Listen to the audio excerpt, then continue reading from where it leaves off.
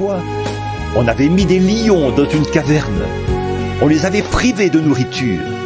Ils étaient si affamés qu'ils auraient pu, d'un grand coup, tailler une personne en pièces. Le diable s'est dit, je vais certainement pouvoir détruire ce prophète Daniel.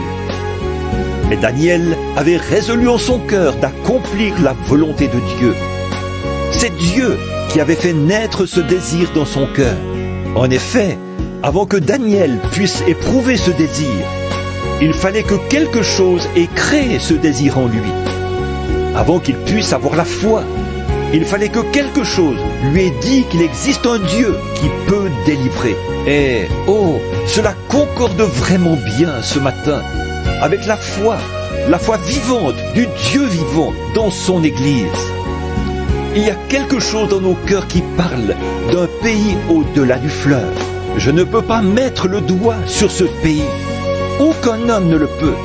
Mais il y a quelque chose en nous qui nous dit que la tombe n'est pas son but. Tu es poussière et tu retourneras à la poussière. Cela n'a pas été dit de l'âme. Il y a quelque chose au-dedans de nous, un feu qui brûle, une lumière qui a été allumée par Dieu, et aucune brise ne peut l'éteindre. Aucun refroidissement dans l'Église, aucune indifférence parmi les gens, aucune persécution du monde ne peut éteindre une flamme que Dieu a allumée, car c'est le dessein de Dieu que son flambeau de la liberté brûle jusqu'à la venue du Seigneur. Et aucune puissance ne peut éteindre ce flambeau. Elles auront beau souffler, il n'en brûlera qu'avec plus d'éclat. Tout au long des âges, il a été prouvé que les persécutions fortifient l'Église. Daniel ne savait pas comment Dieu allait le faire. Il ne savait pas si oui ou non Dieu allait le faire. Mais il savait que Dieu pouvait le faire. Oui, il savait qu'au fond de lui, quelque chose lui disait cela. Voyez, Dieu avait un but. Il faisait tout concourir à ce but.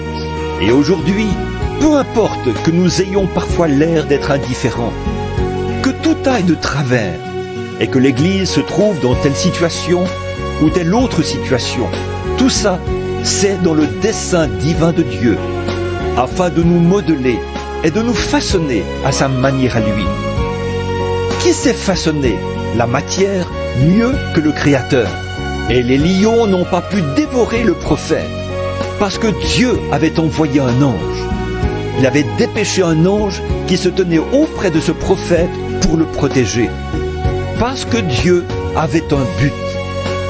Il voulait faire voir à ce roi prétentieux sa main puissante et son dessein.